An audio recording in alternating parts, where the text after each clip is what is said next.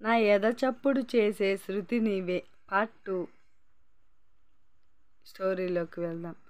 అలా సంతోషంగా జతగా కలిసి ఇద్దరు పిల్లలు వెళ్తుంటే చిన్నగా నవ్వుకొని ఇంట్లో పనులన్నీ చేసుకొని తన కాలేజీకి బయలుదేరుతుంది.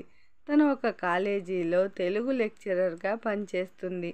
అలా ఆ ఇంట్లో ఉంటున్న ఇద్దరు వెళ్ళిపోవడంతో ఇల్లు బోసిపోయి వారి కోసం మళ్ళీ సాయంత్రం వరకు ఎదురు చూస్తూ ఒంటరిగా ఉంటుంది. మళ్ళీ సాయంత్రం జరగబోయే గొడవల అల్లర్ల కోసం. అతని కళ్ళు చాలా సూటిగా ఉంటాయి. 5 నిమిషాల్లో తన చుట్టూ ఏం జరుగుతుందో పసిగట్టేయగల సమర్థుడు అతను. అందంలోనూ అలాగే అభినయంలోనూ తల్లిని పునికి పుచ్చుకున్నాడు. అందరితో చాలా కలుపుగోలుగా ఉంటాడు. అందరితో మన్ననగా మెసులుతాడు. తన తోటి వారితో అందంగా నవ్వుతూ మాట్లాడతాడు. అలాగని ఉద్యోగ బాధ్యతలు నెగ్లెక్ట్ చేయడు. ఎక్కడ ఎలా ఉండాలో అతనికి చాలా బాగా తెలుసు. ఎవరి దగ్గర ఎలా నడుచుకోవాలో కూడా తెలిసిన వ్యక్తి అతను. అమ్మాయిల మనసుల్ని ఇట్టే చొరగొట్టేయగల అందమైన యువకుడు అతను. అతని తండ్రి ఒక ప్రభుత్వ పరిధిలో ఉన్న డిటెక్టివ్ ఉద్యోగంలో ఉండగానే మరణించాడు. తల్లి ఒక గృహిణి. అతని తండ్రి ఉద్యోగ బాధ్యతల్లో ఉన్నప్పుడే మరణించడం వల్ల అతనికి నెల జీతం రాగానే డబ్బులు వస్తాయి. అవి తమ ఇంటికి వచ్చి చేరుతాయి. అందువల్లే ఎలాంటి లోటు లేకుండా తన కొడుకును పెంచగలిగింది. అలాగే కొడుకును కూడా చాలా బాగా పెంచింది అతని తల్లి కాదాంబరి. కాదాంబరికి సంగీతం అంటే పిచ్చి. కొడుక్కి సంగీతం నేర్పించాలనుకుంది. కానీ అతను వినకుండా తండ్రి మాటలోనే నడుస్తానని మంకుపట్టు పట్టాడు. దాంతో ఆమె అతని మాట వెనక తప్పలేదు. అతని చదువు పూర్తవడం, ట్రైనింగ్కి వెళ్ళి రావడం అంతా పూర్తయిపోయింది. మరో 6 నెలల వరకు అతను ఖాళీగానే ఉంటాడు.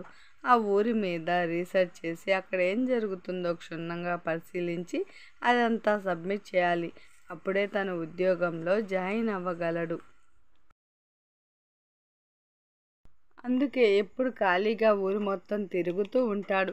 కానీ కాదాంబరి మాత్రం ఈ 6 నెలలైనా తన దగ్గరే ఇంటిపట్టున ఉండమని కోరుతూ ఉంటుంది. అతను అసలు వినడు. ఇదండి మన హీరో గారి చరిత్ర. ఇక లోపలికి వెళ్దాం. ఇంతకీ మన హీరో పేరు చెప్పలేదు కదండి. అర్జున్. అర్జున్ అర్జున్ అంటూ ఇల్లు మొత్తం తిరుగుతున్న కాదాంబరికి కొడుకు ఎక్కడా కనిపించకపోవడంతో అక్కడే ఉంటాడు అని అనుకుంటూ మేడ మీదకు వెళ్ళింది. అక్కడ తాపీగా కూర్చొని చుట్టూ గమనిస్తూ ఉన్నాడు మన అర్జున్. ఏంట్రా, నేను గొంతు చించుకొని అంతలా అరుస్తుంటే నువ్విక్కడ రాజకార్యాలు వెలగబెడుతున్నావా? అయినా ఇక్కడ కూర్చొని ఏం చేస్తున్నావు అని అడుగుతుంది. వాళ్ళిద్దరి స్నేహబంధం అలాగే తల్లి కొడుకుల బంధం కలగలిసినది. ఏం చేస్తున్నానని అడుగుతున్నావా అమ్మా? నీకు తెలుసు కదా నేను ఇక్కడ ఏం చేస్తుంటాను అంటాడు. ఆహా, తెలుసులే కానీ అంటూ తల్లి వెళ్ళి కొడుకు పక్కనే కూర్చుంటూ ఈరోజు అని అనబోతున్న తల్లి ముఖం ముందు అరచేయి అడ్డు పెట్టి అర్థమైందమ్మా, ఈరోజేంటో మ్యూజికల్ ఫెస్టివల్ ఉండి ఉంటుంది అంతే కదా అంటాడు. చాలా బాగా చెప్పావురా బంగారం. మరైతే నన్నేం చేయమంటావు? ఇంకేముంటుంది, నాకు ఓ టికెట్ తీసుకొస్తే నేను వెళ్తాను. నీకు కావాలంటే తెచ్చుకో అని చెబుతుంది. అలాగే తప్పుతుందా? నాకు అంటించావు కదా నీ పిచ్చి. తప్పకుండా తీసుకొస్తాను, వెళ్దాం. అయినా నాకే అర్థం కావట్లేదు, నేను డిటెక్టివ్ను లేదంటే మ్యూజికల్ మెంటలిస్టునో అంటూ మెట్లు దిగుతున్న కొడుకును ఆపుతుంది కాదాంబరి. ఏంటి అన్నట్లుగా వెనక్కి తిరిగి చూస్తాడు. ఇప్పుడు ఎక్కడికి రా? అది నైట్ 8 గంటలకు జరుగుతుంది. మరి నువ్వు ఇప్పుడు ఎక్కడికి వెళ్తున్నావు? ఇప్పుడు వెళ్తే కానీ అప్పటికి టికెట్లు తీసుకురాలేను. మరి వెళ్ళమంటావా ఇక్కడే ఉండమంటావా అంటాడు తన 2 చేతుల్ని ప్యాకెట్లో పెట్టుకొని తల్లి వైపు తిరిగి. దాంతో కాదాంబరికి అర్థమైపోయి, నాకు అర్థమైందిలేరా, ఇప్పుడు ఊరు మొత్తం తిరిగి సాయంత్రం వస్తావని నాకు చాలా బాగా తెలుసు. ఇక వెళ్ళు, ఈ రోజుకి నేను వదిలేస్తున్నాను. రేపు కూడా ఇలాగే వెళ్తే అస్సలు ఊరుకోను అంటూ కొడుకు వెళ్ళడం మేడ మీద నుంచి చూస్తుంది.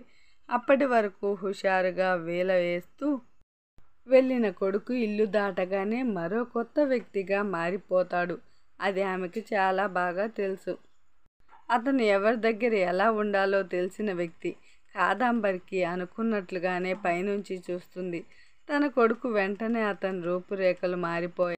కోపాన్ని ముఖం మీద పులుముకున్నాడు. అందర్నీ క్షుణ్ణంగా పరిశీలిస్తూ రోడ్డు దాటుతున్నాడు. 5 నిమిషాలు ఆ ప్రదేశం వైపు చూస్తే చాలు.